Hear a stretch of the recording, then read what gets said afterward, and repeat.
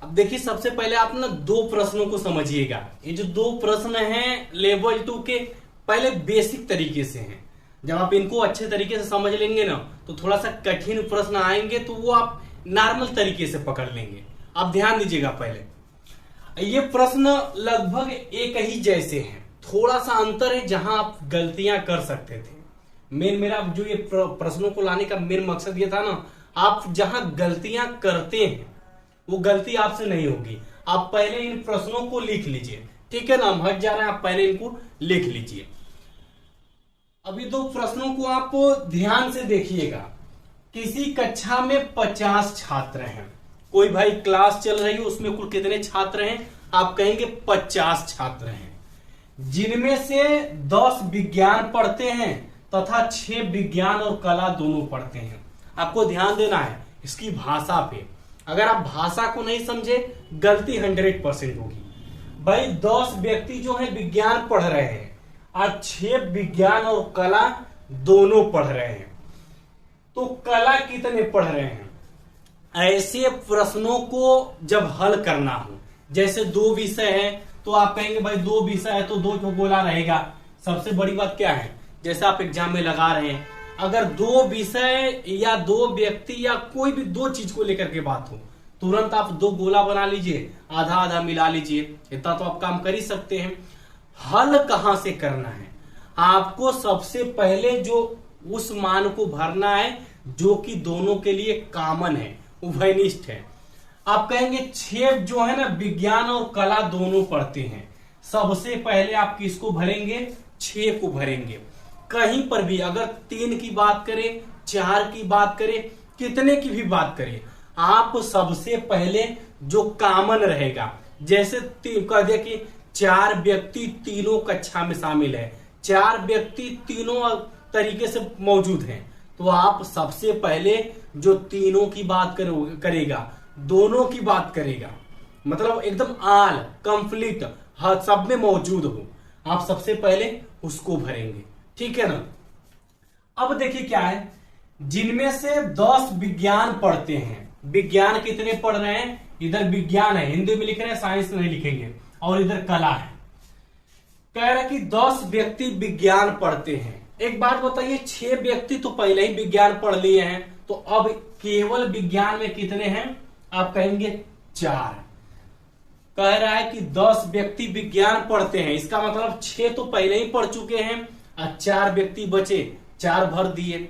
अगर आप ध्यान से देखेंगे इस पूरे गोले में, तो कहेंगे 6 4 10 व्यक्ति विज्ञान पढ़ रहे हैं, है कि नहीं? एकदम नॉर्मल तरीके से। अच्छा ये बताइए, 10 हो गया, छात्र कितने हैं? आप कहेंगे 50 छात्र हैं। बच्चे कितने हैं? आप कहेंगे जो बचे हैं अब वो कितने हैं? 40 हैं, है कि नहीं? भाई जो 6 व्यक्ति थे कला और विज्ञान दोनों पढ़ रहे थे, तो हम इनको बीच में रख दिए। फिर क्या कह रहा है कि 10 व्यक्ति विज्ञान पढ़ते हैं, 6 मिला पहले ही पढ़ लिए हैं, तो बचे कितने? 4 बचे। आप 4 यहां रख लिए, 6 4 कितना हो गया? 10 हो गया। 10 तो हो गए, ओवरऑल कितने छात्र हैं? आप कहेंगे 50 हैं, तो बचे कितने थे? 40 कला में घुस गए, क्योंकि यहां पर कहीं ऐसा कुछ भी नहीं कहा है कि 10 व्यक्ति कुछ भी नहीं पढ़ते हैं। जैसे छात्र हैं, ऐसा कुछ भी नहीं कहा है कि इतने व्यक्ति न तो कला पढ़ते हैं न तो विज्ञान पढ़ते हैं। अगर कहता तो उसको घटा करके लगाते, मगर वो तो बात ही यहाँ नहीं कर रहा है, एकदम नॉर्मल तरीके से हो गया। अब देखिए पूछ क्या रहा है, तो कला कितने व्यक्ति पढ़ते हैं? आप बताइए आंसर, कला कितने व्यक्ति पढ़ते हैं? आप कहेंगे 40 पढ़ते हैं। हम कहेंगे 100% गलत आंसर है। मेन गलती जो है ना, भाषा का खेल है, यहीं पर सब लोग गलती करते हैं। कह रहा है कि कला कितने व्यक्ति पढ़ते हैं। हाई 6 व्यक्ति जो है ना, यह भी कला पढ़ रहे हैं और 40 ये हैं, तो कला ओवरऑल कितने व्यक्ति पढ़ते हैं? आप कहेंगे 46 व्यक्ति पढ़ते हैं। और ये कहता है कि केवल कला कितने व्यक्ति पढ़ते हैं, तब आप आंसर कितना बताते? तब 40 बनाते, है कि नहीं? तो ये जो छोटी छोटी गलतियां हैं, जो छोटी छोटी गलतियां आपसे हो सकती हैं, इन गलतियों पर आपको बारीकी से हमेशा ध्यान देके चलना है। अगर आप 2 गोला वाला समझ गए ना, 3 वाला तो अपने आप लगा लेंगे। लास्ट प्रश्न एक ये है जो देखिए आज की क्लास का जो नीचे है। दूसरे प्रश्न को ध्यान से देखिए, किसी कक्षा में 50 छात्र हैं, सेम वही बात कर रहा है कि किसी कक्षा में 50 छात्र हैं जिनमें से 10 केवल विज्ञान पढ़ते हैं। अब देखिए खेला गड़बड़ा गया, उसकी अपेक्षा इसमें एक अंतर आ गया। जिनमें से 10 केवल विज्ञान पढ़ते हैं, 6 विज्ञान और कला दोनों पढ़ते हैं। तो कह रहा है कि कला कितने व्यक्ति पढ़ते हैं। आप कैसे लगाएंगे? सबसे पहले आप क्या करेंगे, 2 ठो गोला बनाएंगे। इतना तो काम करेंगे ही, 2 गोला बना लिए। उसके बाद आप क्या करेंगे, आप कहेंगे जो दोनों में शामिल होगा ना पहले उसको भरा जाएगा। क्या है, 6 विज्ञान और कला दोनों पढ़ते हैं, तो आप कहेंगे चलिए 6 को विज्ञान और कला दोनों पढ़ा दिए। अब देखिए क्या है, जिनमें से 10 केवल विज्ञान पढ़ते हैं, यानी कि 10 व्यक्ति जो है ना केवल क्या पढ़ रहे हैं, आप कहेंगे विज्ञान पढ़ रहे हैं। अब आप यहां से 6 के हिसाब से 4 नहीं रखेंगे, क्योंकि उस समय था क्या था, उस समय था 10 व्यक्ति जो है विज्ञान पढ़ते हैं, और यहाँ क्या है 10 व्यक्ति जो है केवल विज्ञान पढ़ते हैं। 10 केवल विज्ञान पढ़ते हैं, मतलब वो दोनों में शामिल नहीं है, वो सिर्फ विज्ञान में है। उसका जो है ना कला से कोई लेना देना नहीं है, उसका जो कला वाले पार्ट से कोई लेना देना नहीं है। तो आप 10 को केवल विज्ञान पढ़ा लिए और 6 व्यक्ति को विज्ञान और कला दोनों पढ़ा लिए। कितने हो गए ओवरऑल, 10 6 16। बचे कितने, आप कहेंगे 34 जो है इधर चले जाएंगे। अच्छा बताइए नॉर्मल तरीके से है कि नहीं, पूछ क्या रहा है, तो कला कितने पढ़ते हैं। अब आप बताइए कला कितने पढ़ रहे हैं, आप कहेंगे 34 ये है, 6 ये है। कितने पढ़ रहे हैं कला, नॉर्मल तरीके से 40 पढ़ रहे हैं। और केवल कला कितने पढ़ रहे हैं, केवल कला 34 पढ़ रहे हैं। यहां पर आंसर जो है 40 और 46 आया है, और यहां पर आंसर 40 और 34 आया है। प्रश्न में सिर्फ एक अंतर था, 10 व्यक्ति विज्ञान पढ़ते हैं और केवल विज्ञान पढ़ते हैं। 10 व्यक्ति केवल विज्ञान पढ़ते हैं। सिर्फ ये जो एक शब्द है ना पूरे आंसर को बदल दिया है। मेरा बताने का मेन मकसद ये था, आप 3 ग्राफ वाला लगाइए चाहे 4 ग्राफ वाला लगाइए, जब आप इन सब चीजों को बारीकी से समझे रहेंगे कभी भी आपसे गलती नहीं होगी। वेन डायग्राम में यदि हम आगे चले तो थोड़ा सा जो प्रश्न बदलते हैं उनका लेवल थोड़ा सा बढ़ जाता है, तब किस टाइप के प्रश्न आते हैं। अब जैसे मान लीजिए पुलिस का एग्जाम है, एसएससी का, रेलवे का, या ऐसे कोई भी एग्जाम है, एक आपको ऐसे ग्राफिकल तरीके से कोई चित्र दे देगा, उसमें कुछ मान भरे होंगे। अब हम मान को भर रहे हैं, बाकी ये जो चीजें हैं पूरा लगभग 15 तरीके के प्रश्न हैं। ओवरऑल कितने हैं, 15 तरीके के प्रश्न हैं। यहाँ पर 10 तरीके आपके कंप्लीट होते हैं। जब आप इन 10 को कंप्लीट करेंगे तो इस चैप्टर की एकदम लास्ट के जो 5 हैं अपने आप कवर हो जाएंगे। समझिएगा, हम मान भर रहे हैं, ठीक है ना। ये मान लीजिए 3 हो गया, 4 है, 5 है, 6 7 8 और ये 9 है। ऐसे मान लीजिए आपको एग्जाम में कोई ग्राफिकल तरीके से वेन डायग्राम का प्रश्न आ गया और पूछे प्रश्न, तो प्रश्न कौन कौन से बन सकते हैं। जैसे ये जो है ना, कोई कक्षा के विज्ञान के छात्र हैं, ऐसे मान लीजिए कोई कक्षा है जिसमें पढ़ने वाले स्टूडेंट है। अब ये विज्ञान पढ़ने वाले स्टूडेंट है और ये कौन है, गणित पढ़ने वाले। और नीचे कौन से हैं, आप कहेंगे रीजनिंग पढ़ने वाले। 3 प्रकार के स्टूडेंट हैं जो कि गणित, विज्ञान, रीजनिंग, उनमें से कुछ कुछ विषयों का चयन किए हुए हैं। जैसे कि बीए में 3 सब्जेक्ट होते हैं, इतिहास, भूगोल, अर्थशास्त्र, कुछ भी ले लीजिए, है कि नहीं। तो अब इस ग्राफ की मदद से जो 15 प्रकार के प्रश्न हैं उनको हम लगाएंगे कैसे, आप पेशेंस रख के नॉर्मल तरीके से एकदम आसानी से समझते चलिएगा, ठीक है ना। पहला जो 3 आप देखेंगे, कहेंगे तीनों में कह रहा है कि केवल विज्ञान कितने पढ़ते हैं, केवल गणित कितने पढ़ते हैं, या केवल रीजनिंग कितने पढ़ते हैं। मतलब कि ऐसे स्टूडेंट जो सिर्फ विज्ञान पढ़ रहे हैं, गणित रीजनिंग से कोई मतलब नहीं है, या ऐसे स्टूडेंट जो सिर्फ गणित पढ़ रहे हैं, रीजनिंग विज्ञान से कोई मतलब नहीं है। इस ग्राफ में आपको खोजना है। देखिए ग्राफ का मतलब जानते हैं क्या होता है, जैसे अगर मान लीजिए किसी का घर है वो साझेदारी यहां तक कर रहा है, समझिएगा।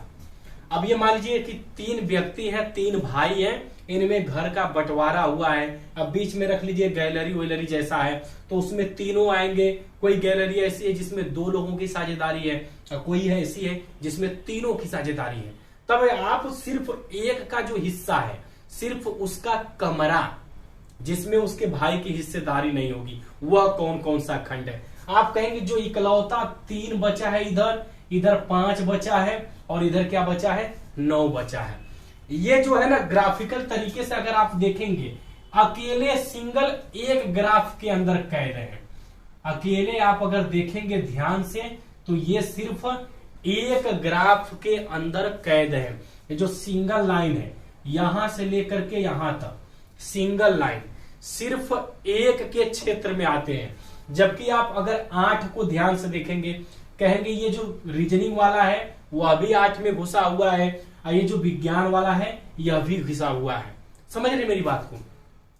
तो जब आपसे कहे कि केवल विज्ञान कितने पढ़ते हैं, आप नॉर्मल तरीके से विज्ञान वाले में जाएंगे, आंसर कितना देंगे, 3। इसी प्रकार से आप बाकी 2 के आंसर अपने से लिखिए। बस आप करते चलिए, चरणबद्ध तरीके से एक एक टाइप को समझते चलिए। 15 प्रकार अगर आप धीरे धीरे समझते जाएंगे, पूरे प्रकार एकदम बकवास है। इस हिसाब से अगर आप गणित वालों का निकालेंगे, केवल गणित, सिर्फ गणित की बात कर रहा है, आप कहेंगे मैथ पढ़ने वाले मात्र कितने हैं, 5 हैं। इसी प्रकार से अगर हम रीजनिंग की बात करें तो कितने हैं, 9 हैं। एक बात बताइए, यहां पर आपको कभी कोई कंफ्यूजन हो सकता है कि केवल रीजनिंग पढ़ने वाले कितने हैं, केवल गणित पढ़ने वाले कितने हैं, या केवल विज्ञान पढ़ने वाले कितने हैं। तो आप इसको नॉर्मल तरीके से एकदम कर सकते हैं, ठीक है। अब देखिए दूसरा क्या है। दूसरे में कह रहे हैं कि विज्ञान कितने पढ़ते हैं, गणित कितने पढ़ते हैं, रीजनिंग कितने पढ़ते हैं। इसका मतलब आप समझे, इसको ऐसे भी कह सकता है, विज्ञान पढ़ने वाले कुल कितने छात्र हैं, गणित पढ़ने वाले कुल कितने छात्र हैं, या नॉर्मल तरीके से ऐसे लिख देगा, विज्ञान पढ़ने वाले छात्रों की संख्या बताइए। तो आप कहेंगे भैया ना कि जो विज्ञान है, जहां तक विज्ञान जा रही है वो पूरे विज्ञान पढ़ने वाले हैं। ये विज्ञान का गोला जहां तक फैला हुआ है, विज्ञान का जो गोला है, ये जो इसकी रेखा है, जितनी संख्याओं को अपने अंदर समेट ले रही है, ये सभी जो है विज्ञान पढ़ने वाले हैं। वैसे ही हम रीजनिंग की बात करें तो ये रीजनिंग का गोला यहां से शुरू होकर के ऐसे जा रहा है, देख रहे ना, यहां तक। तो इस गोले में जितनी संख्याएं आ रही हैं, ये सब रीजनिंग पढ़ने वाले हैं। आप पहले विज्ञान का निकालेंगे तो क्या कहेंगे, कहेंगे विज्ञान वाले गोला में जो है 3 पहले आता है, फिर विज्ञान वाले गोला में घूमेंगे तो कहेंगे 4 है, इसी तरह से विज्ञान वाले गोले में 7 है, और फिर क्या है, 6 है। तो ये ओवरऑल कुल विज्ञान पढ़ने वाले छात्र हैं जो कि उसके अंदर समाहित हैं। अब 5 जो है इस गोले से बाहर है, वो तो शामिल नहीं हो सकता। आप नॉर्मल तरीके से अगर हल करेंगे तो 4 3 7 7 14 6 20।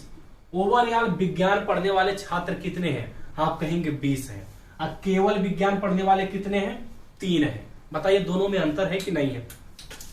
देखिए प्रश्न जो है ना, ये जो वेन डायग्राम जो अध्याय है, आसान है मगर इंपॉर्टेंट है, क्योंकि रेलवे में 2-3 प्रश्न हो गए, 2 प्रश्न, या तो आपके जो पुलिस वाले एग्जाम में 4-5 प्रश्न आने ही आने हैं, ठीक है ना। अब ऐसे ही आप एक काम करिए, इन दोनों को हल करिए। देखिए क्या है ना कि हम उस हिसाब से थोड़ा सा लेके चलते हैं ना कि आप यहीं पर खुद से प्रैक्टिस भी कर सके। अब ये जो है ना प्रश्न 3-3 सवालें हो गई। अगर आप एक नजरिए से अगर देखें तो ये 3 अलग अलग प्रश्न हो गए, या ये 10 अलग अलग टाइप के प्रश्न आपको दिखेंगे। अब हम कह रहे हैं कि बताइए कि गणित कितने पढ़ते हैं, रीजनिंग कितने पढ़ते हैं। हमारे लगाने से पहले वीडियो रोक करके आप इनका आंसर निकाल लीजिए, उसके बाद हम लगा रहे हैं तो आप इससे मिला लीजिए, कंपेयर कर लेंगे, आपको खुद पता चलेगा कि नहीं आप सही कर रहे हैं या गलत कर रहे हैं, ठीक है ना। तो गणित कितने पढ़ते हैं, आप गणित वाले गोला में घूम जाइए चारों तरफ। आप जब गणित वाले गोला में घूमेंगे, कहेंगे इधर 4 दिख रहा है, उसी के अंदर ये इधर 7 है, बगल में 6 है, और ऊपर क्या है, आप कहेंगे 5 है। ओवरऑल कितने हो गए, 6 5 11 7 18 4 22। गणित पढ़ने वाले कुल कितने छात्र हैं, आप कहेंगे 22 छात्र हैं। भाई ये गणित की जो एरिया है ओवरऑल, इसमें कुल 22 छात्र आ रहे हैं। ऐसे ही आप रीजनिंग का निकालेंगे तो रीजनिंग में क्या आएगा, आप कहेंगे रीजनिंग में नीचे 9 बचा हुआ है, ऊपर जाएंगे थोड़ा सा 8 है, फिर बगल में 7 और उसके बगल में 6, ओवरऑल कितने हो गए 9 8 17 3 20 24 36, ओवरऑल कितने हो। देखिए अगर मान लीजिए बाई चांस संख्याओं को जोड़ने में बाई चांस हमसे मिस्टेक हो गया तो इसे आपको ध्यान देना है, ठीक है ना। तो ये जो इतना गोला था ये पूरे रीजनिंग वाले थे, ये ऊपर का जो मैथ है और इधर क्या है विज्ञान है। तो मुझे लगता है आपकी जो 15 में से 6 प्रकार हैं, केवल गणित विज्ञान रीजनिंग पढ़ने वाले कोई मात्र एक सब्जेक्ट, या कुल पढ़ने वाले, विज्ञान पढ़ने वाले कुल कितने छात्र हैं, गणित पढ़ने वाले कुल कितने छात्र हैं, एकदम बेसिक सा नॉर्मल प्रश्न है, इनको आप मुझे लगता है समझ चुके होंगे, ठीक है ना। 7वें 8वें और 9वें प्रश्न पर ध्यान दीजिएगा, ये जो तीनों हैं एक प्रकार के हैं। जानते हैं प्रश्नों का विभाजन कैसे हुआ है, ऊपर के जो 3 प्रश्न हैं ये एक टाइप के हैं, अगर आप ध्यान से देखेंगे एक प्रश्न को लगा लिए तो ऊपर के तीनों कंप्लीट, अगर एक प्रश्न को लगा लिए तो ये बाद के चौथे 5वें और 6वें ये तीनों कंप्लीट हो जाएंगे, और फिर यदि आप यहां से कोई एक प्रश्न लगा लिए तो ये भी तीनों कंप्लीट हो जाएंगे। एक तरीके से देखा जाए तो बेहद आसान है, ठीक है ना। अब इसमें देखिए क्या रहा है कि विज्ञान और रीजनिंग कितने पढ़ते हैं, ऐसे कितने छात्र हैं जो विज्ञान भी पढ़ते हैं रीजनिंग भी पढ़ते हैं। अब इसी को तनी से घुमा फिरा दिया ना, तनी से भाषा को चेंज कर दिया तो जानते हैं क्या कहेगा, पूछेगा कि उन छात्रों की संख्या कितनी बताइए जो कि विज्ञान और रीजनिंग पढ़ते हैं मगर गणित नहीं पढ़ते। ये प्रश्न थोड़ा सा बस वैसे घुमा देगा कि ऐसे कितने छात्र हैं जो विज्ञान और रीजनिंग दोनों पढ़ते हैं मगर गणित नहीं पढ़ते। तो आपको सिर्फ इससे मतलब होना चाहिए कि ऐसे कितने छात्र हैं जो विज्ञान और रीजनिंग दोनों पढ़ते हैं, खोजिएगा।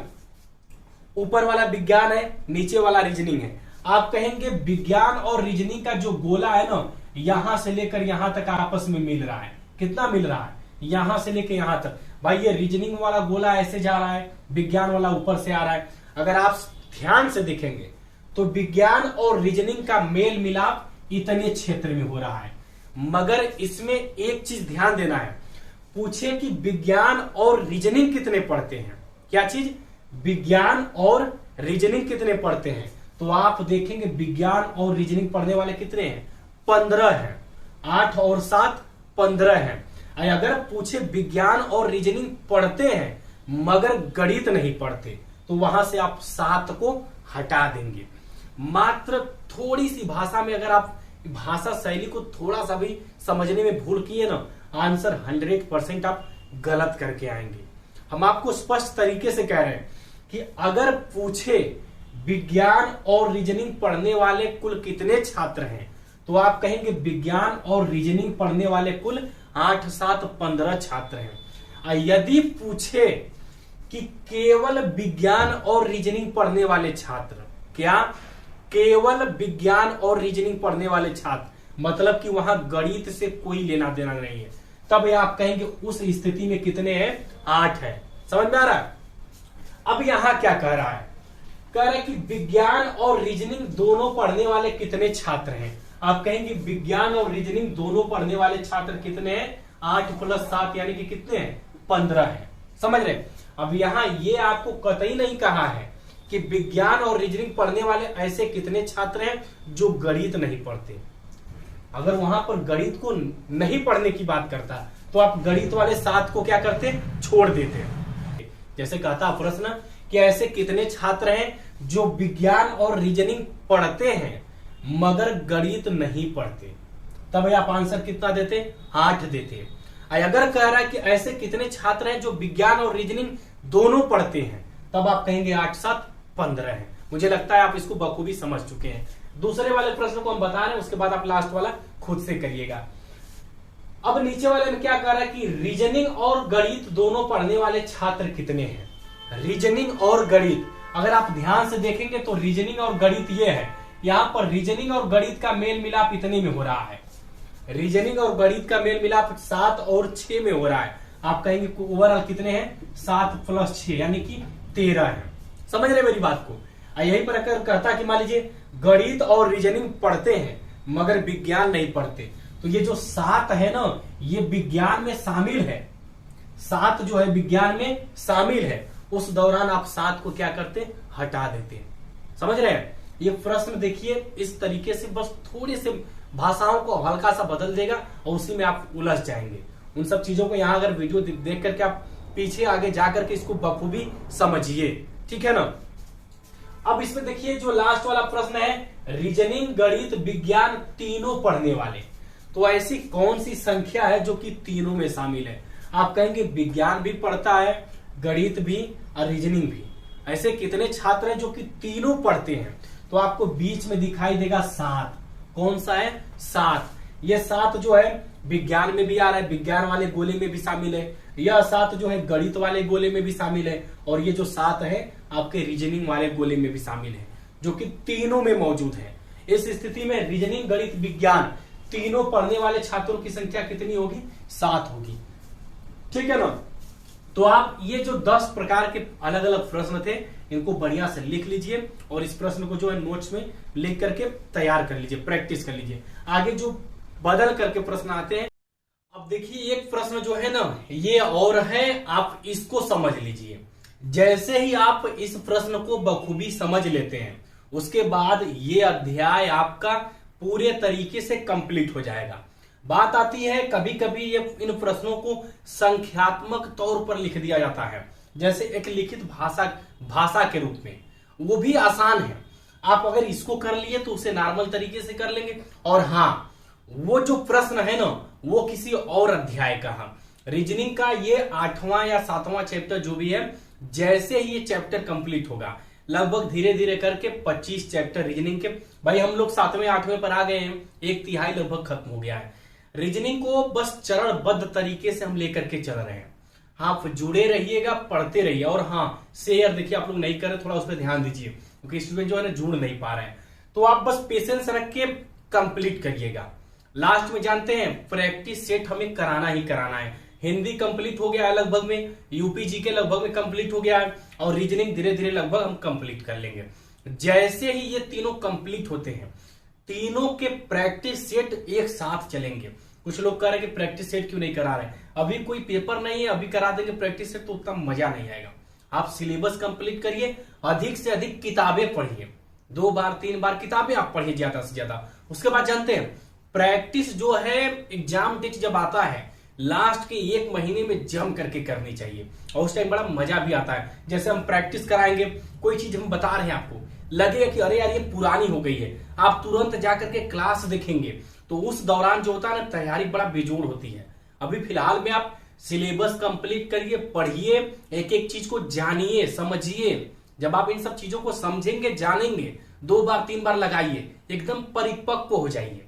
उसके बाद प्रैक्टिस जो है ना जम के 1 महीने जो चलती है लास्ट में, वो बड़ा महत्वपूर्ण समय होता है। उस दौरान यदि आप जम के प्रैक्टिस करते हुए सिलेबस को पढ़ ले गए तो रिजल्ट 100% होगा। और पहले ही आप प्रैक्टिस मार के हर तरीके से थक गए हैं तो लास्ट में वो एनर्जी नहीं आ पाती है। काफी लोगों में, बहुत कम ही होती है जो लगनशील रहते हैं, और उनपे कोई नहीं, मतलब उनके लिए कोई मायने नहीं रखता, प्रैक्टिस हो ना हो उनका एक अलग लगन होता है। समझिएगा, यहां पर देखिए ओवरऑल 6 प्रश्न हैं। ये आपका डाटा लिखा हुआ है कि जो गोला वाला वृत्त है, सर्कल के कौन है? खिलाड़ी हैं। फिर आपका जो त्रिभुज है इसमें कौन मौजूद है? डॉक्टर मौजूद है। और ये जो आयताकार है ये कौन है? कलाकार है। अब आपको प्रश्नों को समझना है और लगाना है। हमसे पहले हम पढ़ें, आप उससे मतलब पढ़ रहे हैं तभी आप लगा लीजिए, ठीक है ना। वीडियो रोक के आप लगाइएगा, उसके बाद जब हम बताएंगे तो आंसर मिलाइएगा, मजा आएगा। समझिएगा, ऐसे कितने खिलाड़ी हैं? क्या पूछा? ऐसे कितने खिलाड़ी हैं जो न तो कलाकार हैं और न ही डॉक्टर हैं? पहला वाले में हम आपसे कहे थे भाई, जब कह दिया न तो कलाकार है न तो डॉक्टर है, मतलब वही बतिया घुमा दिया। का ऐसे कितने खिलाड़ी हैं को कह देगा केवल खिलाड़ी कितने हैं।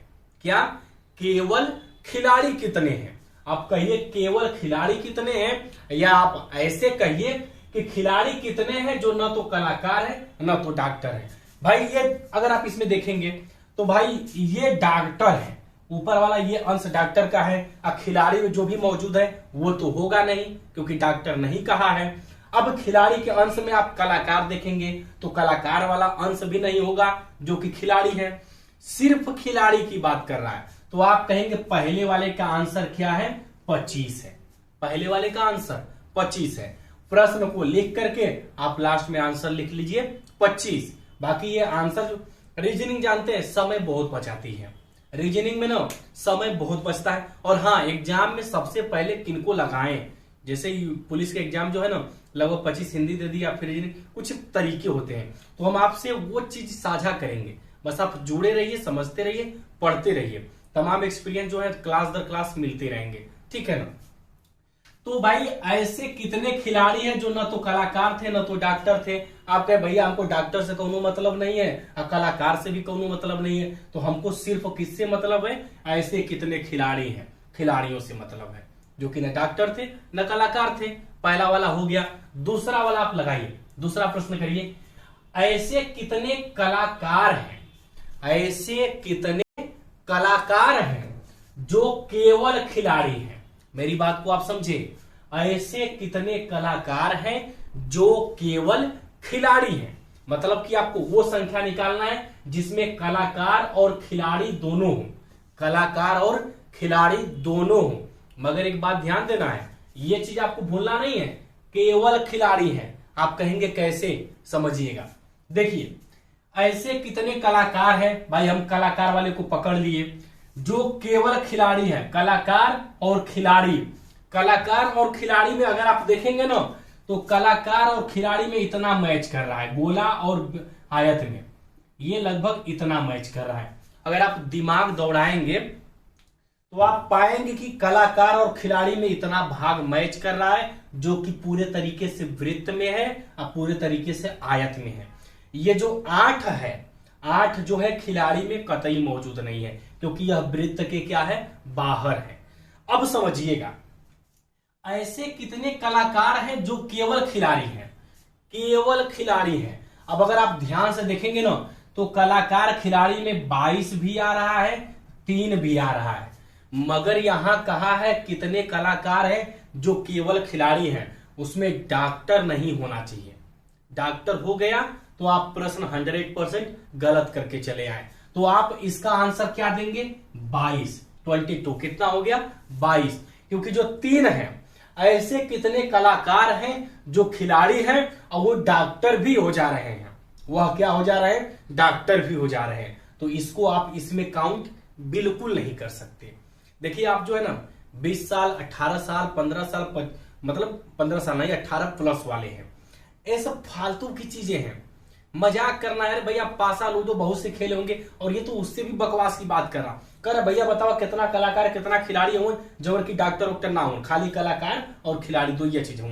तो आपको एक ग्राफ में देखना है, कहेंगे 22 हों जो उनके कलाकारों हों खिलाड़ियों हों, अरे डॉक्टर ना हो, है कि नहीं भाई, दोनों है, कलाकार भी है खिलाड़ी भी है।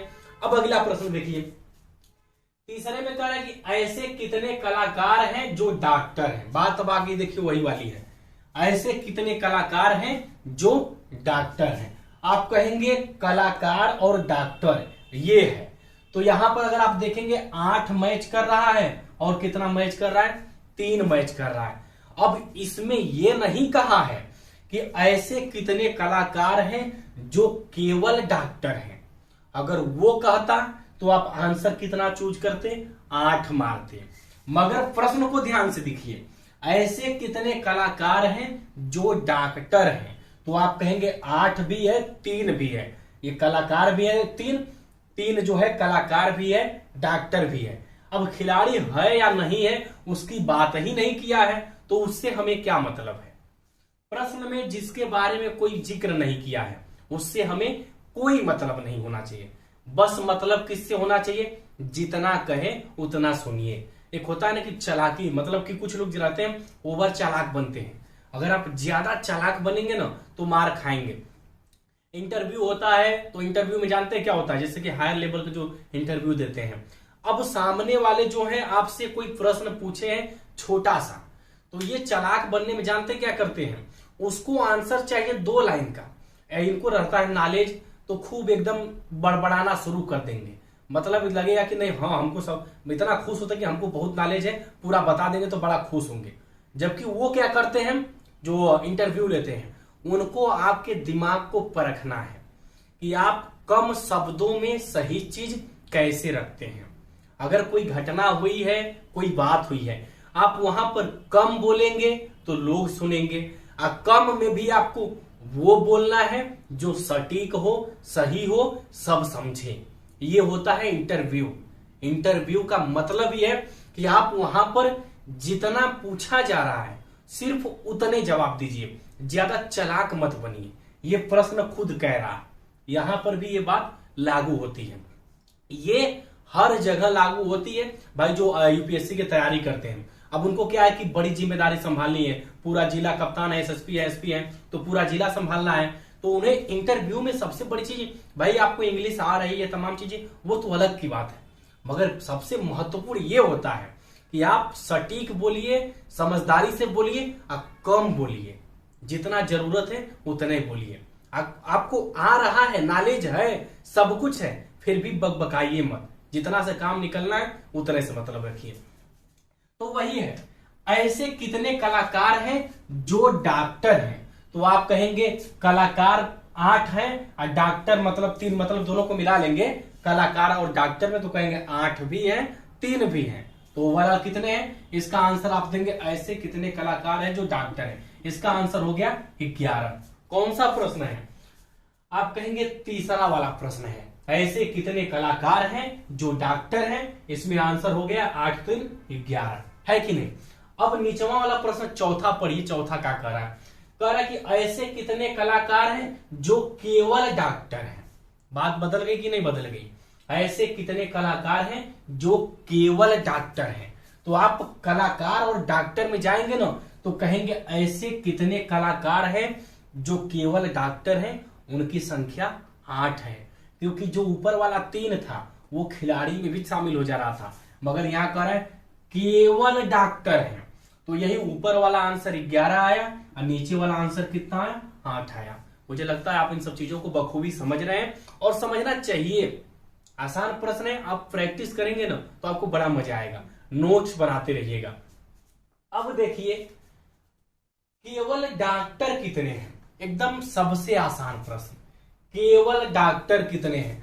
आप कहेंगे भैया 17 मिला जो है केवल डॉक्टर हैं, 25 जो है केवल खिलाड़ी हैं, 30 जो है केवल कलाकार हैं।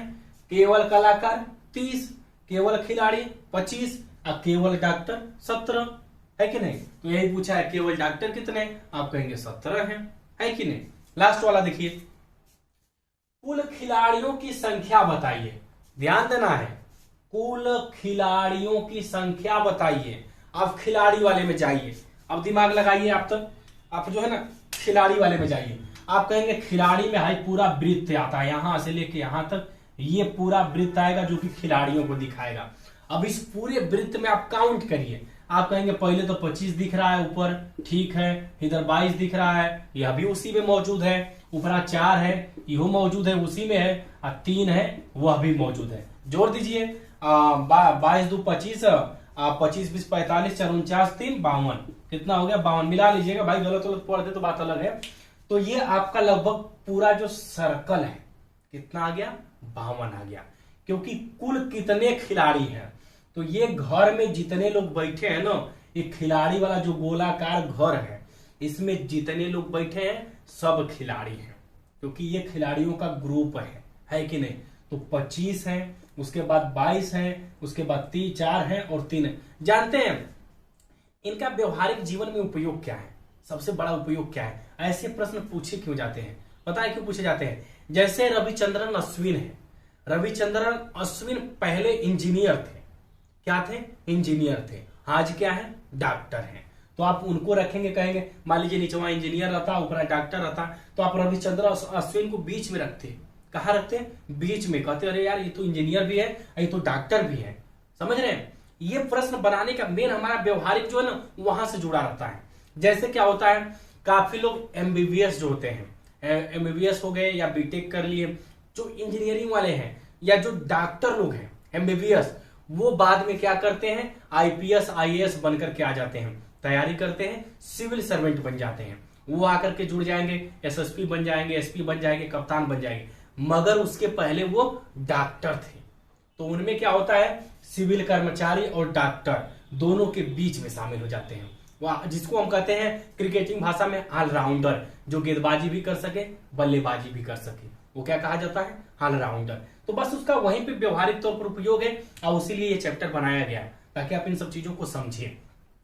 वेन डायग्राम का अध्याय आज पूरे तरीके से खत्म हो गया है। आप थोड़ा सा जो है ना कि स्टूडेंट को जोड़िए, जो ग्रामीण क्षेत्र के हैं, जो पेड बैच लेने में समर्थ नहीं है।